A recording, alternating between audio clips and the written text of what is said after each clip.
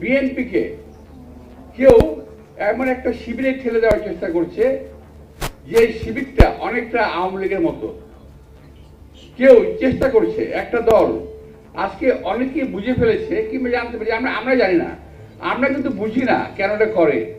আমরা বলেছি আমরা নির্বাচন করব, নির্বাচনের জন্য আমরা 17 বছর লড়াই করেছি। আমাদের নেত্রী জেল খেটেছেন, পৃথিবীতে একমাত্র নেত্রী আমি বলতে পারবো যে যিনি দেশ ছেড়ে পালিয়ে যান নাই।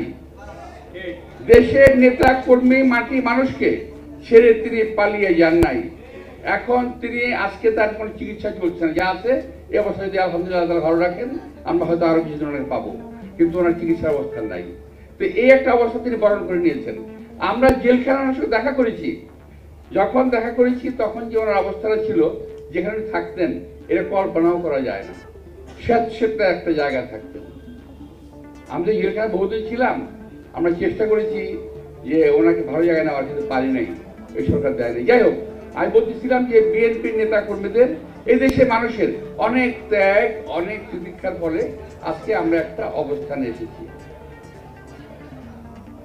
গণতন্ত্রের জন্য আমরা কথা বলার অধিকারের জন্য আমরা এসেছি। আজকে কেউ কেউ বিএনপিকে মানে অবস্থা এরকম যে নির্বাচনে গেলেই তো বিএনপি ক্ষমতায় যাবে, এমন এমন একটা ধারণা সবার ভিতরে এসে গেছে। আলহামদুলিল্লাহ আমরা কিন্তু এমন ধারণা করি না। আমরা ধারণা করি নির্বাচন হবে, নির্বাচনে আমরা কাজ করব, নির্বাচনে যাব। বিগত দিনে বিএনপি 3বার ক্ষমতায় ছিল, যদি বিএনপি ভালো কিছু করে থাকে দেশের লোক আমাদেরকে ভোট দেবে, এটা আমরা আশা করতে পারি আল্লাহর কাছে, মানুষের কাছে।